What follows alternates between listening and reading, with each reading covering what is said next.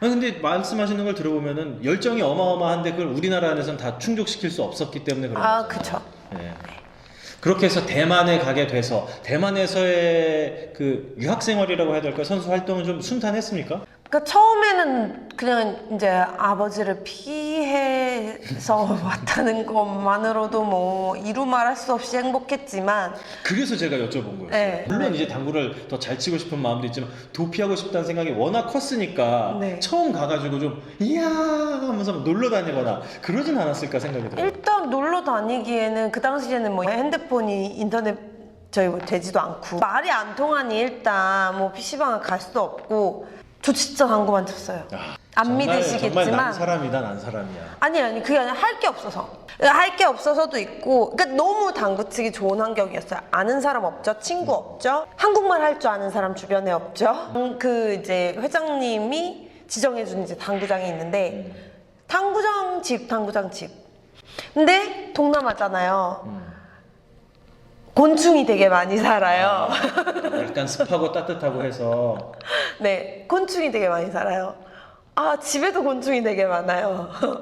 그러니까 집에 있기가 싫은 거예요. 이것도 여쭤보려고 그랬었는데 네.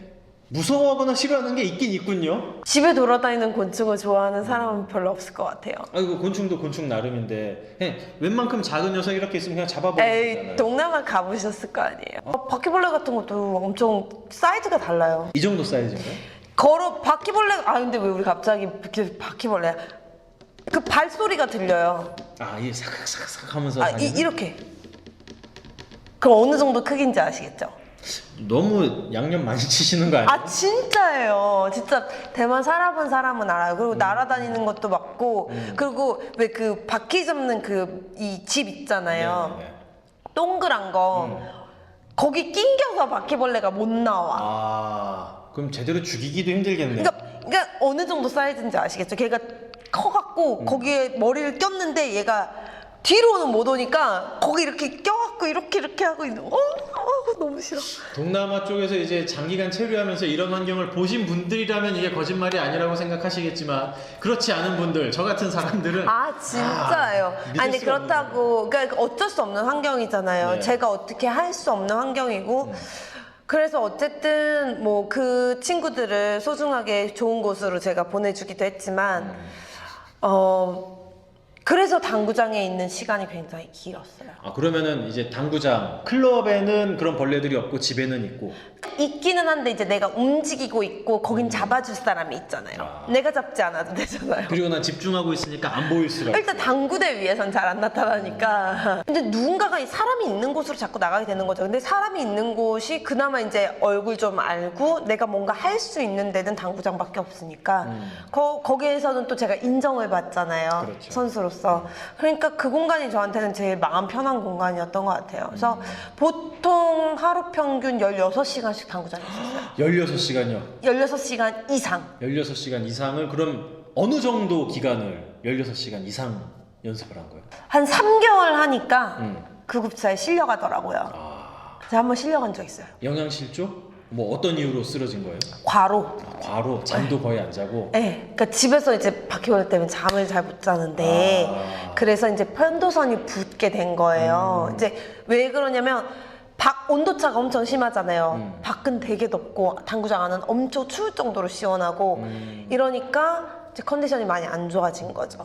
그러다 보니까 이제 편도선이 부었고 편도선이 부으니까 음식을 제대로 섭취를 못했고 나는 집에 있기는 싫고 그러니까 눈이 떠지면 또 다시 나오고 이렇게 해서 또 나오니까 그냥 당구를 계속 치고 이게 한 3개월 정도 지속됐더니 이제 당구장 나와가지고 되게 덥고 땀을 되게 많이 흘렸는데 당구장에 딱 나와서 의자에 앉으려는 순간 의자에 못 앉았어요.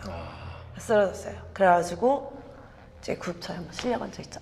이렇게 살면 안 되겠구나. 네, 이러다가는. 근데 그거 집에다 얘기 안 했을 것 같은데요, 성격상? 안 했죠. 인터뷰 보실지 모르겠는데 잘 모르세요. 그냥 엄마 여기 벌레 되게 많아 정도지.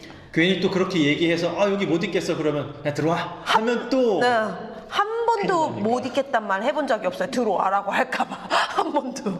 힘들어, 아파, 못 있겠어. 한 번도 그런 얘기 해본 적 없어요, 집에다. 네. 네. 이렇게 쓰러진 다음엔 그럼 어떻게 했어요?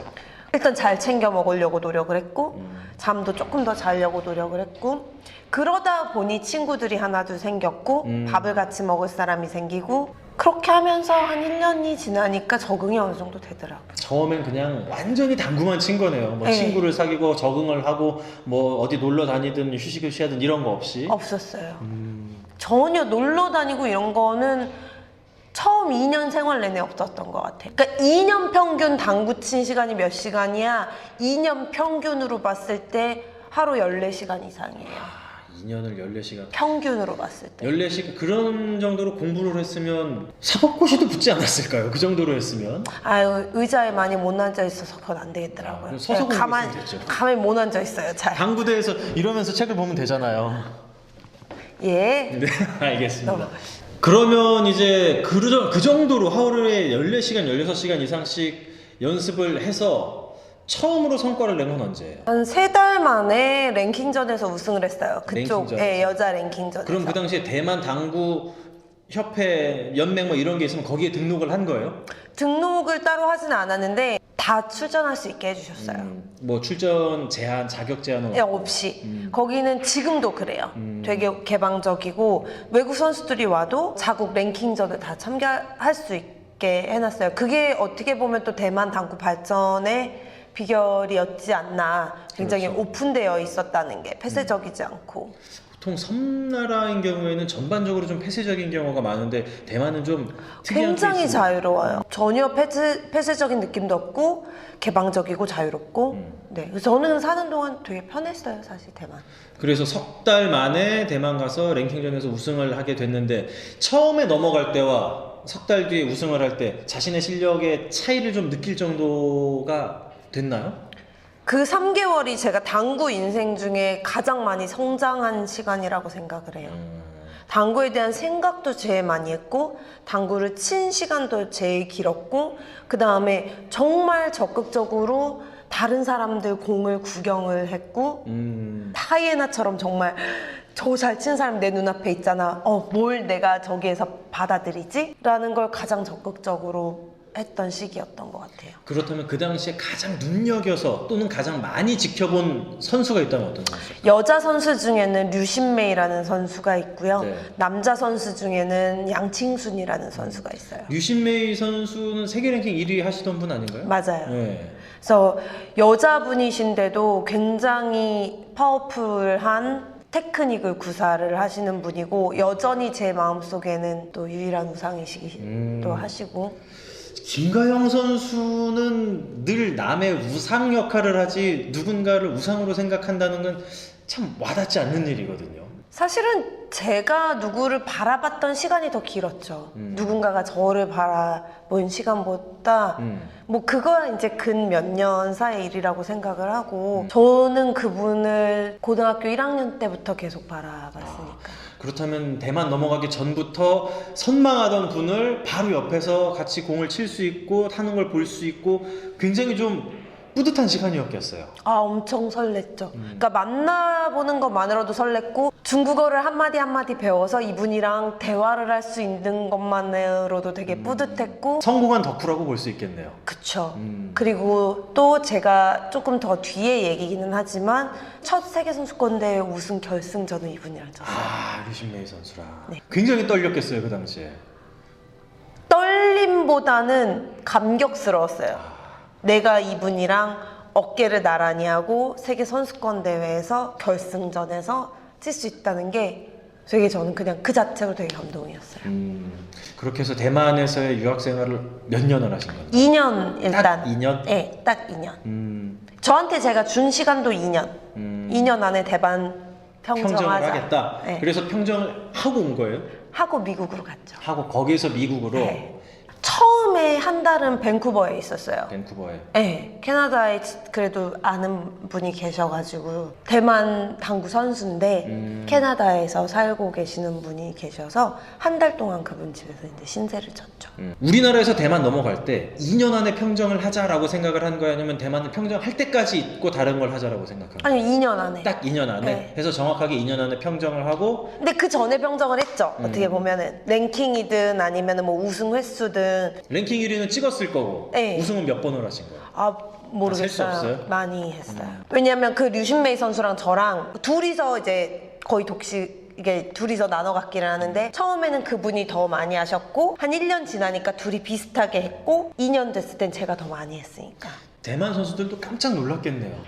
아니 어디서 갑자기 저런 애가 굴러 들어와가지고 이렇게 신나게 우승을 하나. 그쵸. 그런 부분도 있고 그 당시에는 이제 대만 선수들은 주로 퍼팅 능력이 되게 우수했거든요. 일적구 보내고. 네, 그게 사실 그게 퍼팅 능력이 포켓볼에서는 제일 핵심이잖아요. 그쵸. 근데 저는 그게 저한테는 더 필요하다, 더 부족한 부분이었고. 근데 수 컨트롤은, 그 당시에도 저는 이미 거의 완성된. 그쵸. 뭐 이미 중학생 때 4구 700을 쳤는데. 네, 그러니까 저만큼 수구를 다루는 사람이 없었거든요. 그러니까 그쪽에서도 아마 저를 봤을 때 되게 신세계였을 거고, 저는 그 퍼팅 능력들이 되게 신세계였고, 서로 얻어가는 것들이 있었을 것 같아요. 대만 선수들도 일단 경쟁자가 하나 늘어난 건 달갑지 않은 일이었겠지만 그래도 기존에 있던 자기들의 스타일과 다른 선수가 와서 생태계가 넓어진 건 다행스러운 일이었겠네요. 그렇죠. 이제 패턴이라는 게 좀 바뀌는 거죠. 옛날에는 이제 수비 내지는 역수비 이거는 이제 빈 쿠션을 잘 쳐야 되는 부분인데 네. 이걸 하는 여자 선수들이 없었거든요. 근데 이제 제가 어떻게 보면은 그걸 시작을 했고 저 말고 이제 그 류신메이 선수가 어느 정도 그런 부분들을 잘 하고 있었고 그래서 조금 바뀐 것 같아요. 플레이 패턴이. 그 뒤로는. 그때 류신메이 선수하고 저는 랭킹전임에도 불구하고 핸디를 1점을 높여버렸어요. 다른 선수들이랑 칠 때. 네. 랭킹전인데 다른 선수들이 8점이면 저희는 9점 놓고 쳤어요. 둘이는. 근데 보통 그런 경우는 다른 선수들이 용납을 안 할 수도 있잖아요. 너무 이제 둘이 우승을 하니까 회장님 지시로 그렇게 했어요. 지시로 선수들끼리 그냥 스스로 하고 올린 게 아니요, 아니고. 아니고 회장님이 너희들은 더 놓고 쳐라. 말이 안 되는 거예요. 말이 안 되죠. 네. 지금은 이게 이제 PB 룰로 친다면은 어떤 선수는 한 18점 1차 1세트고 어떤 선수 15점 1차 1세트고. 이게 말이 안 되는 거죠. 와. 프로에서는 말이 안 되는데. 그렇죠. 네. 한국에서도 그랬어요. 어떻게 보면 남자 여자 이렇게 같이 하는 시합에서 보통 이제 여자들이 핸디캡을 어느 정도 받잖아요. 네. 근데 저는 대만 넘어가기 전에도 핸디 없이 게임했어요. 그러니까 그거에 대해서는 그렇게 이상하게 생각 안 했던 것 같아요. 그러다가 미국을 넘어가서 그때는 어떤 목표를 세우고 가셨어요? 2년. 거기도 2년? 그러니까 거기는 평정을 하자는 좀 어려웠던 게 대회가 그렇게 많지 않아가지고 그리고 제가 또 아마추어 대회부터 뛰었어야 돼서 골프랑 비슷하거든요. 그러니까 네. 아마추어 리그를 뛰어서 거기서 이제 승급을 해야 이제 프로 대회를 나갈 수가 있기 때문에 대만처럼 2년 안에 평정하고 오자는 못하지만 2년 안에 우승을 하자. 그래서 제가 그 프로 자격을 6개월 만에 땄고 1년 반, 그러니까 프로 딴 다음에 1년 반 만에 이제 첫 우승을 했죠. 확실히 만만치 않은 곳이었네요, 미국이. 이게 시드가 있어요. 미국 같은 경우에는. 그러니까 1라운드, 2라운드에 항상 너무 센 상대를 만나는 거예요. 계속 랭킹 1, 2등 하는 선수를 만나는데 그분들이 잘 치기도 하셨고 그 문턱을 계속 못 넘었었어요. 그래도 대만이라고 하면 포켓볼 세계적인 강국이잖아요. 거기를 평정을 하고 갔으면 그래도 미국 무대에서 웬만큼 중상위권은 하지 않았을까라는 생각이 들었는데 중상위권은 했어요. 우승을 못한 거지. 우승을 못한 거예요. 네, 2등까지는 했는데 우승을 사실 미국 프로 대회보다 먼저 우승을 하게 된 게 세계선수권 대회예요. 그러니까 2003년에 넘어갔는데 제가 2004년에 세계선수권 대회 우승을 했거든요. 2003년에 넘어가서 2004년 아마 9월쯤에 US 오픈에서 2등을 했어요. 10월인가 11월에 세계선수권 대회 우승을 했어요.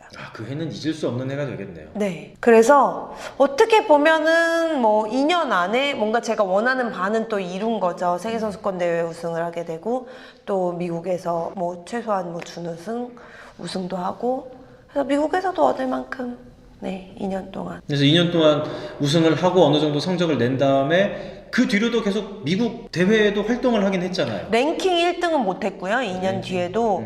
근데 계속 그쪽에서 지내는 게 금전적으로 너무 부담스럽더라고요. 잘 치는 선수랑 한 게임을 쳐보려면 비행기 타고 미국은 날아다녀야 왔다 갔다 해야 되잖아요. 되잖아요. 네, 그러니까 그 비용도 감당할 수가 없고 뭐 세계선수권대회 우승했다고 해서 제가 갑자기 막 돈이 막 많이 생기고 하는 게 아니었어서 그래서 다시 대만으로 들어왔어요. 다시 대만으로. 네, 2년 뒤에. 우리나라에서 대만 갔다가 2년 뒤에 미국 갔다가 다시 2년 뒤에 대만으로. 네, 한국은 여전히 이제 선수층도 너무 얇고 시합도 없어서 한국으로 올 수는 없었고 그래서 2006년에 다시 대만으로 넘어왔어요. 대만은 그 정도로 매력적인 곳이었나 보네요. 대회가 어느 정도 많이 있었어요? 매주 있어요, 매주. 전국 대회 느낌의 대회가 매주. 아니요, 있는데? 클럽 대회도 있고 전국 대회도 있고 그러니까 계속 섞여서 있는 거예요. 한 주에 시합이 뭐 2개, 3개씩 있을 때도 있고 그 당시에 대만은 그런 클럽 대회도 많이 있었고 방송 시합도 많이 있었고 이벤트 경기도 많이 있었고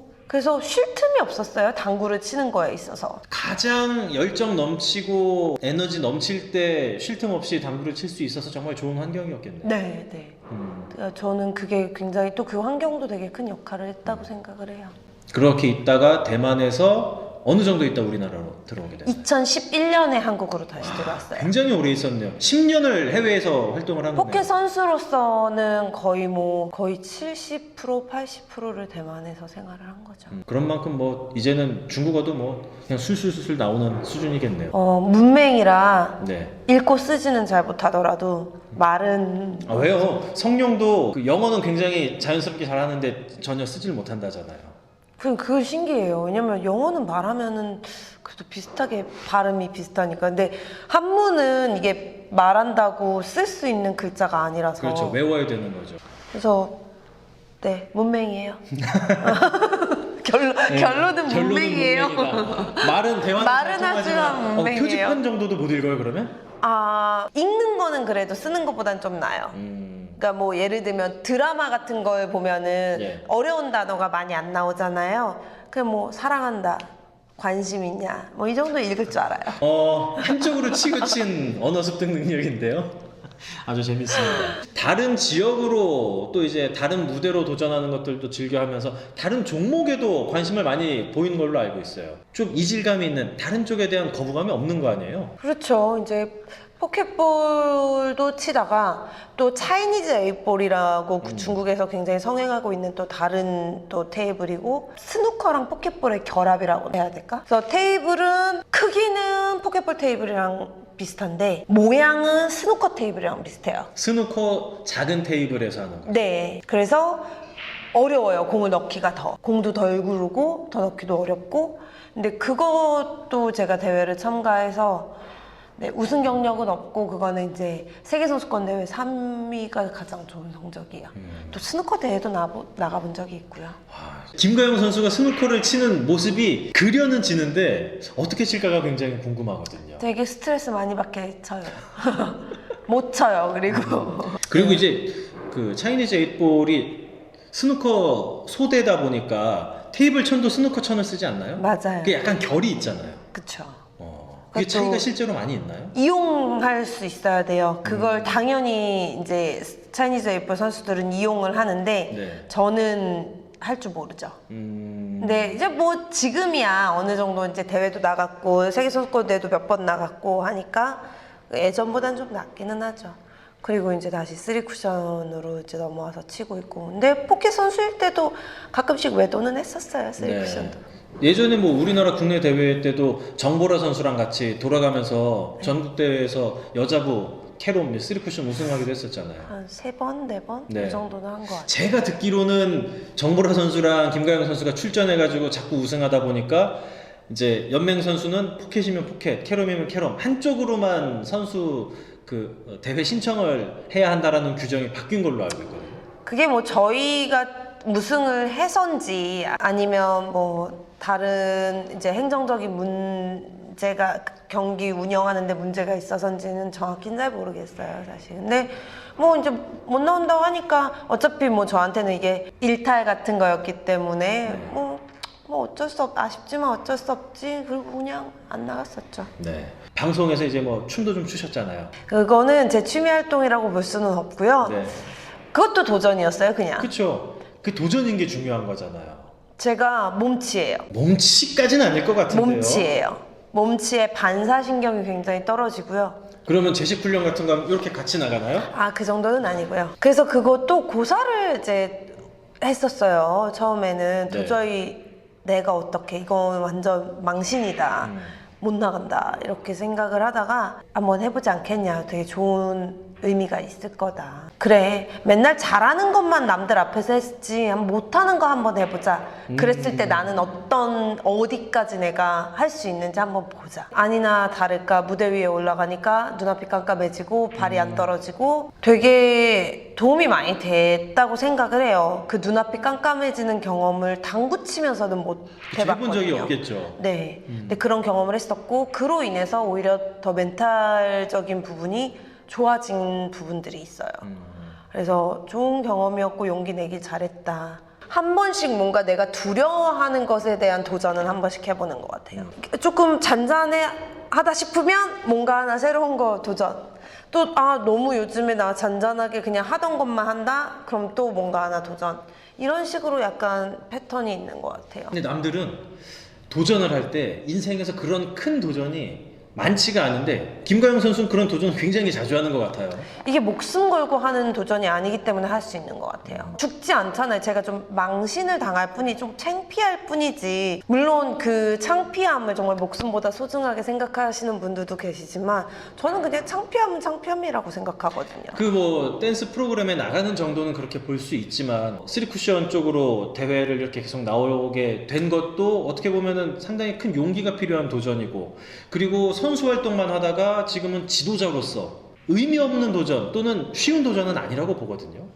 아카데미 도전이 이제 일단 먼저였고요. 네. 그게 이제 2017년이니까 제가 저 올해로 3년째 하고 있는데 2017년에 마음을 먹은 게 이제 내가 지금까지 경험하고 배워왔던 걸 좀 더 안아줘야겠다. 네. 굉장히 생각을 많이 했던 공간이 필요하고 뭔가 새로운 것을 설계해야 되고 네. 결국 그 지도자를 위해서 제가 대학교를 갔던 거고 그것도 목숨 걸고 한 도전은 아니었어요. 보기에 따라서는 그동안에 쌓아왔던 걸 전부 다 잃을 수도 있기 때문에 목숨보다 소중하게 느낄 수도 있는 거잖아요. 근데 목숨은 목숨이에요, 저는. 목숨보다 소중하진 않아요. 보통 살면서 목숨 거는 도전은 거의 없잖아요. 그러니까요. 그러니까 죽지 않는데 그렇게 두려울 게 있나? 관점 자체가 다른 거네요. 죽는 것만 아니면 어떤 도전이든 난 두려울 게 없다 이런 거잖아. 아직까지는 그런 것 같아요. 제가 막 몸이 아프거나 아픈 게 제일 무서운 것 같아요. 아픈 거나 생명과 연관이 있는 것들은 두려운데 그럼 스카이다이빙 안 해봤겠네요. 했죠. 뭐야? 그것도 얘기가 다르잖아요. 아프거나 이거 잘못하면 죽을 수도 있는데 그렇죠. 근데 그거 확률 되게 떨어지잖아요. 떨어지지만 그러면은- 추락하면 100%잖아요. 그러니까 비행기도 추락하면 100%인데 시합은 비행기 타고 다니잖아요. 그건 어쩔 수 없는 거니까. 그러니까 싸우자고요? 일단은 그런 의미에서 여러모로 이제 도전을 계속 하는 것 같아요. 이번에 또 3쿠션 선수로 뭔가 또 새로운 도전을 한다는 게 제 인생에 있어서는 굉장히 의미 있는 일인 것 같아요. 저는 머지않아 김가영 선수가 행정가로서 또 도전을 하지 않을까 생각을 해요. 행정이요? 연맹의 회장이라든가 뭐 이런 식으로 해서 도전을 하지 않을까 싶어요. 하려고 했는데 사실은 힘이 안 돼가지고 못했어요. 근데 언젠가는 제가 여러모로 조금 더 힘이 생긴다면 해보고 싶어요.